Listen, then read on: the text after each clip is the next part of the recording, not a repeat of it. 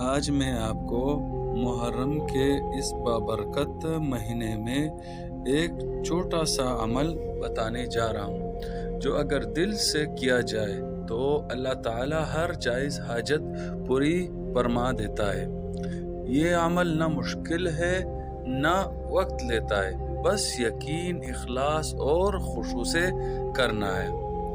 محرم الحرام اللہ تعالیٰ کے ان 4 مہینوں میں سے ایک ہے جنہیں اشہر الحرام یعنی حرمت والے مہینے کہا جاتا ہے۔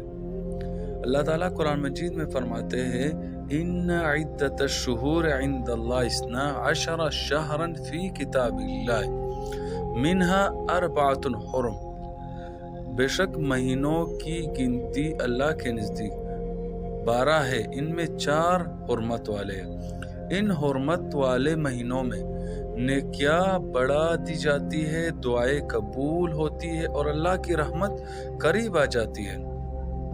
اب آتے ہیں اس خاص عمل کی طرف۔ یہ ایک قرآنی دعا ہے جو حضرت نوح علیہ السلام نے مچھلی کے پیٹ میں پڑھی اور اللہ تعالیٰ نے ان کو نجات عطا فرمائی۔ وہ دعا ہے لا الہ الا انت سبحانک انی کنت من الظالمین۔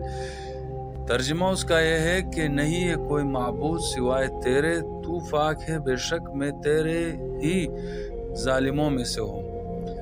اس دعا کے بارے میں اللہ کے رسول صلی اللہ علیہ وسلم کیا فرماتے ہیں کہ جس نے اس دعا کو مصیبت کے وقت پڑھا اللہ تعالیٰ اسے ضرور نجات دیتا ہے۔ اب اس دعا کے پڑھنے کا طریقہ کیا ہے؟ محرم کے مہینے میں روزانہ فجر یا عشاء کے بعد تنہائی میں بیٹھ جائے، مکمل یقین، دھیان اور عاجزی کے ساتھ یہ دعا 7 مرتبہ پڑھے، لا الہ الا انت سبحانک انی کنت من الظالمین۔ اس کے بعد دونوں ہاتھ اٹھا کر اپنی حاجت مانگے، چاہے وہ رزق کا مسئلہ ہو، چاہے صحت کا ہو یا رشتے کا ہو، قرض ہو یا کوئی بھی پریشانی ہو۔